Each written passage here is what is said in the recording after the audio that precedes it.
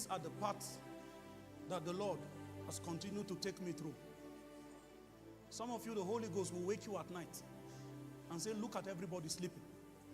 The more you are looking, the more your heart is getting heavier, heavy. The whole essence of that whole experience is to cast a weight on your soul. So you come to a point where you refuse that reality. You know, the devil can trap you in so much busyness, so much noise, that you will not really understand the signature of captivity that everybody is living under. One day the Holy Ghost will wake you up and say, observe everybody's life. Just look at everybody. This one is sick, treating one incurable sickness. This one has graduated since 2009. No door has ever opened. This one is pregnant, out of wedlock. This one is in prison. Oh, Jesus. And you are looking at the whole family. Nothing communicating honor is a sign that the Lord needs a disruptor of pattern, a breaker of cycle. It's a particular man I'm trying to describe. Your name is the disruptor of pattern. You came to spoil a flow of captivity that has continued to play out for years. Your mission is to scatter a protocol of wickedness, even if you die in the process. Your victory is that the story changed because you came. A disruptor of pattern, a breaker of cycle. When they emerge, you will know, because they will be plagued by the burden of the captivity of the bloodline. And if you are not careful, when you begin to sense that movement upon you, your greatest persecution will come from those that your life was supposed to bring out of captivity. They will mock you, call you all kinds of names. The burden that came upon you, it will begin to gear your life in another direction that is not consistent with the way of everybody in your bloodline. On the strength of that, you'll be misunderstood. You'll be called names. But there is something that is wrong in the realm of the spirit that the God has called you to address. There are those among us who will become disruptors of patterns. It is you that will break a cycle, something that has continued to happen for dispensation to dispensation. It is from you that a new model will be brought into that narrative. And it will be known that it is in the day of James, in the day of Onu, son of Obed. That's when the reign of captivity was broken over this bloodline. That is when the men of this household began to lift up their head. That was the man that fought the horn that was scattering Judah, Jerusalem, making sure that no man can lift up their head. But the day carpenters show up, men can lift up their head. Tonight, I'm sharing these things with you to bring you to a place of holy provocation, so that you would know that your warfare in the spirit is not just for your own relief alone. There are a generation of people depending on your capacity to wage war now, so that another generation can enter peace. David fought 66 battles and gave peace to Solomon. When it was time for Solomon to ascend the throne, everybody that was supposed to fight, they became fearful of Israel.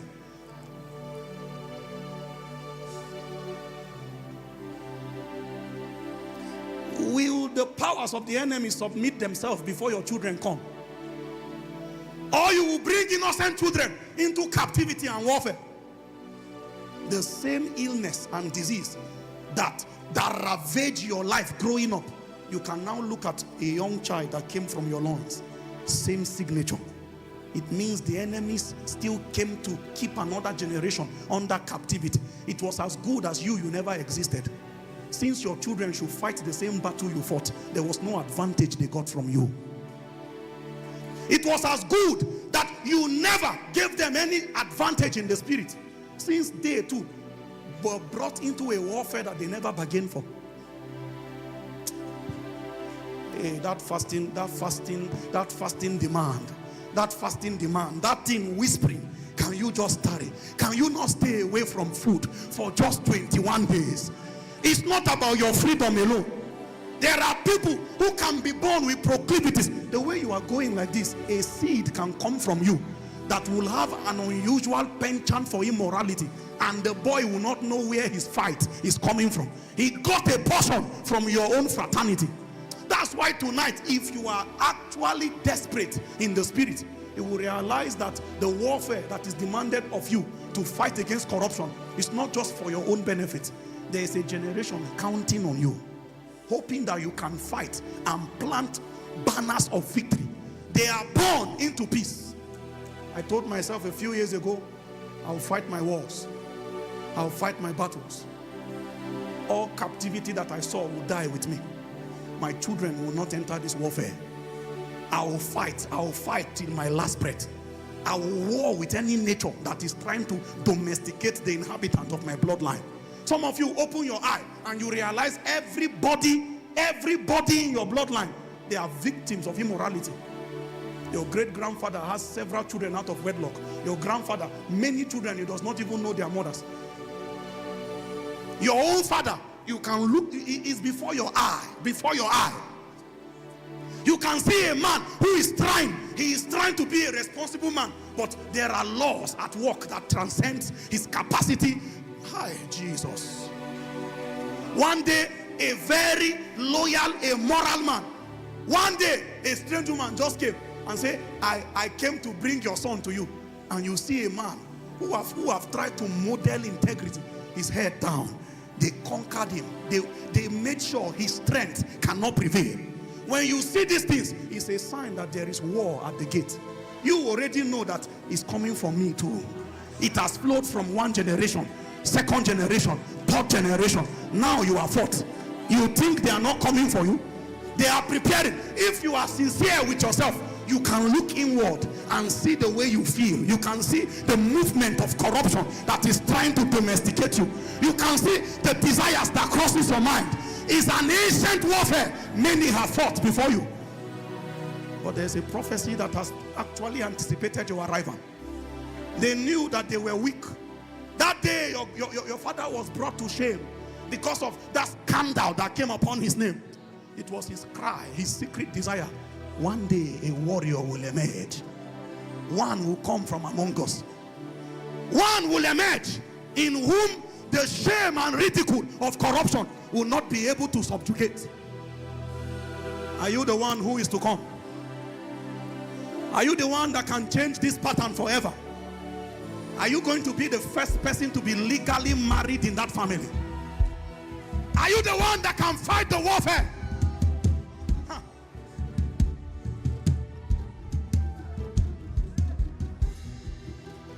See, there are families, everybody become drunks.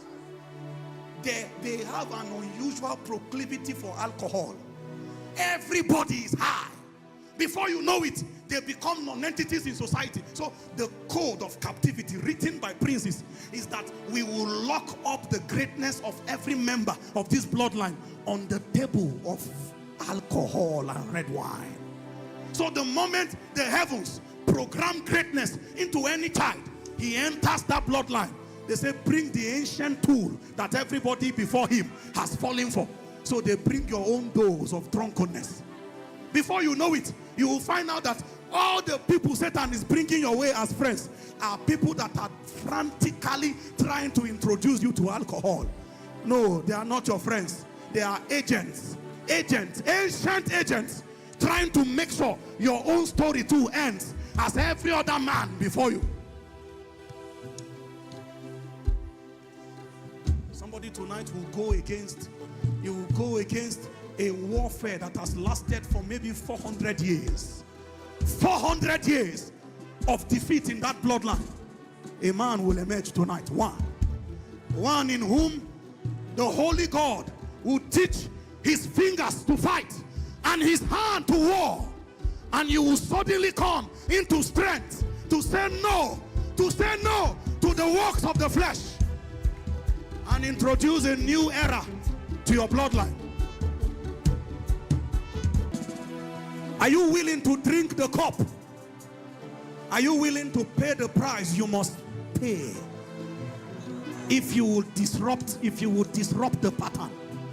Tonight I came to stir up men and women who will be disruptors of patterns. They will be breakers of cycles. They will scatter patterns, end patterns forever, and introduce a new reality to their bloodline. Hey!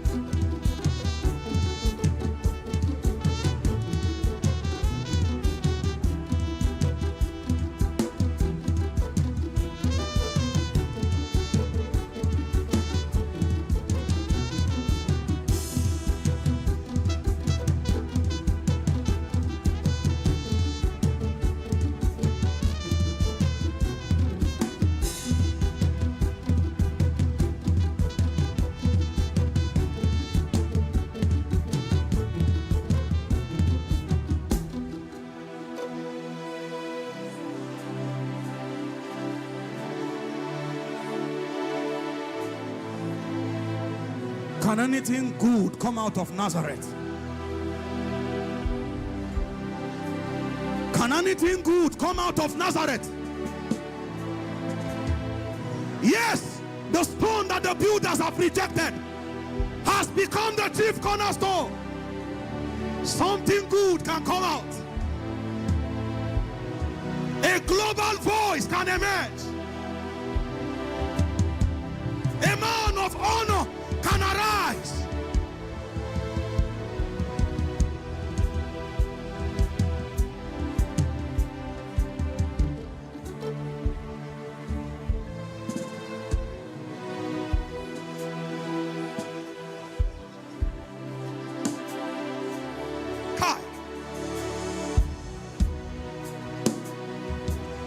Brothers and sisters, do not take the things I've shared with you lightly tonight.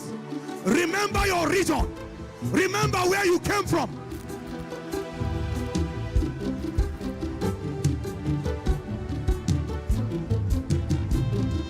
Do men come out from there? Do light emerge from there?